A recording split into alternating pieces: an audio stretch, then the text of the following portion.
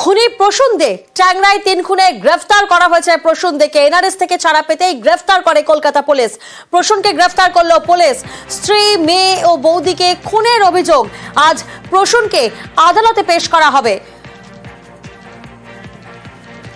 গতকাল এনআরএস থেকে ছাড়া পায় প্রসূন দে এবং তারপরেই কলকাতা পুলিশ গ্রেফতার করে প্রসূন দেকে গ্রেফতার করে কলকাতা পুলিশ। স্ত্রী, মেয়ে ও বৌদিকে খুনের অভিযোগ রয়েছে প্রসূন দের বিরুদ্ধে এবং আজই প্রসূন দেকে আদালতে পেশ করা হবে। আমাদের প্রতিনিধি সুদীপ্ত এই মুহূর্তে আমাদের সঙ্গে রয়েছেন। সুদীপ্ত, আজই আদালতে পেশ করা হবে প্রসূন দেকে, সেক্ষেত্রে পুলিশের তরফ থেকে কি পুলিশি হেফাজতের জন্য আবেদন করা হবে?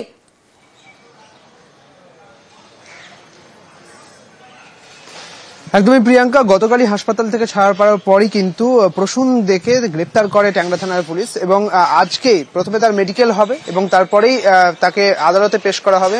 যেটা জানা যাচ্ছে যে পুলিশ সূত্রে যেমনটা খবর, শিয়ালদা আদালতে নিয়ে যাওয়া হবে তাকে এবং যেটা জানা যাচ্ছে যে প্রথমত পুলিশি হেফাজতে নেওয়ার একটি সিদ্ধান্ত তো হবেই। তার কারণ বেশ কিছু বয়ানে অর্থাৎ প্রসূনদের অর্থাৎ দেবাড়ির ছোট ছেলে অর্থাৎ নিহত রমিদের যিনি স্বামী, তার যে বেশ কিছু বয়ান, সে বেশ কিছু বয়ানে কিন্তু গড়মিল রয়েছে। কার্যত তাকে হেফাজতে নেবে ট্যাংরা থানার পুলিশ এবং হেফাজতে নিয়ে তাকে জিজ্ঞাসাবাদ চলবে এমনটাই জানা যাচ্ছে। তবে আর কিছুক্ষণের মধ্যেই মোটামুটি একেবারে দুপুর 12টা অর্থাৎ 11:30 থেকে 12টার মধ্যেই প্রথমে তার মেডিকেল এবং তারপরেই আদালতে পেশ করা হবে প্রসূন দেকে। প্রিয়াঙ্কা,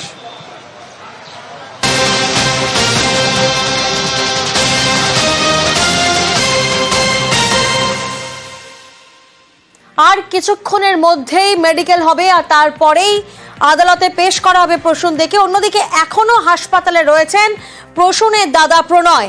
হাসপাতাল থেকে ছাড়া হলেই কি তাহলে প্রণয় দেকে গ্রেফতার করা হবে, এমন কি কোনো সম্ভাবনা রয়েছে? সুদীপ্ত এই মুহূর্তে আমাদের সঙ্গে রয়েছেন। সুদীপ্ত, গতকাল আমরা দেখেছিলাম যে হাসপাতাল থেকে এনআরএস থেকে ছাড়া পাওয়ার পরেই প্রসূন দেকে গ্রেফতার করে কলকাতা পুলিশ। এখনো অনেক মিসিং লিঙ্ক রয়েছে, যেমনটা তুমি বলছিলে, অনেক প্রশ্ন নিয়ে ধোঁয়াশা তৈরি হচ্ছে। সেক্ষেত্রে কি সেই মিসিং লিঙ্কগুলোকে অঙ্ক কষতে কলকাতা পুলিশ কি প্রণয় দেকেও গ্রেফতার করতে পারেন?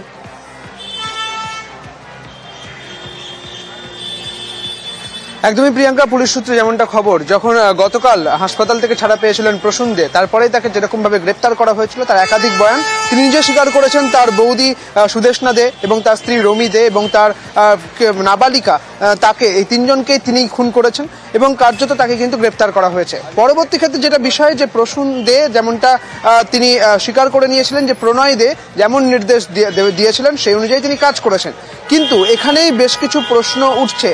পুলিশের বেশ কিছু বয়ানে অর্থাৎ প্রসূনের যে বয়ান তাতে কিন্তু বেশ গড়মিল থেকেছে।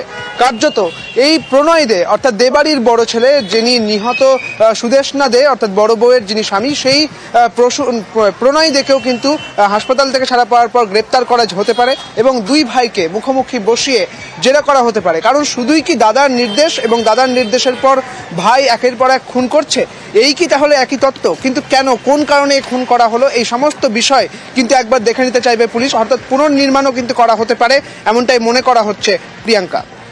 বেশ।